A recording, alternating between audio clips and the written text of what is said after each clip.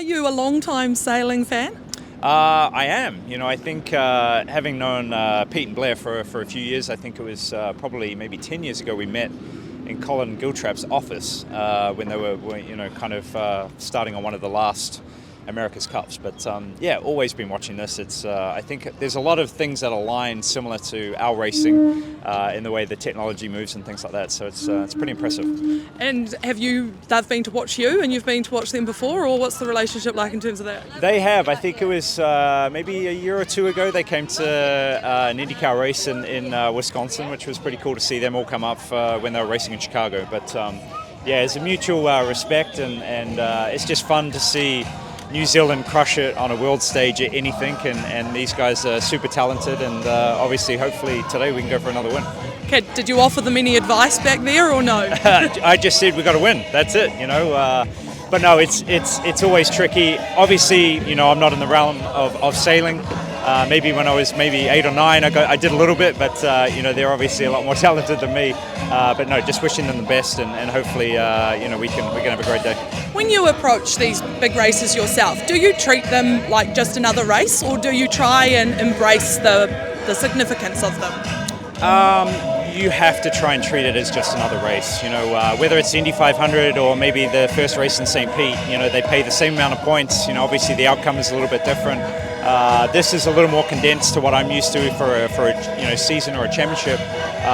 But it's still, everything's on the line, and they've got the whole country behind them. So a lot of pressure, but it's I'm excited.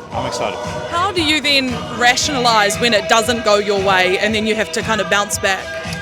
I think that's part of, I'm in a sport where you lose a lot more than you win. So I've done that since I was 6 or 7 years old racing go-karts, and you get used to it, know how to plan for it, but that's what makes winning so, feel so good. And obviously, I think it's similar to what they do. Obviously, they win a lot more than I do, which is, fantastic to see. But it's part of growing up in the sport and knowing what, you can and can't change with your hands. But I feel good about today. Have you ever been on an AC75? I haven't. It looks good from afar. I'm not sure I will be too good on board. Just, I guess, the speed of it must be quite impressive for you to even see a boat go that fast. Yeah, it's impressive. I'm really looking forward to getting out on the water today and see, how that goes. I've seen the AC45s race in Chicago a couple of times, but these ones are much bigger and faster. Do you enjoy being a spectator? I do, actually. It's kind of it's weird, like seeing Pete and Blair this morning. I can see the tension and the nerves, and for me, I go through the same way. And when they came pre-race, you kind of got a lot of things going through your head, but it's nice to see familiar faces and people coming, to cheer you on, and it makes you feel really good about that. How good is this? Yeah, this is awesome. So good to see. I've been keeping up on social media and seeing this every day, so it's kind of surreal being here.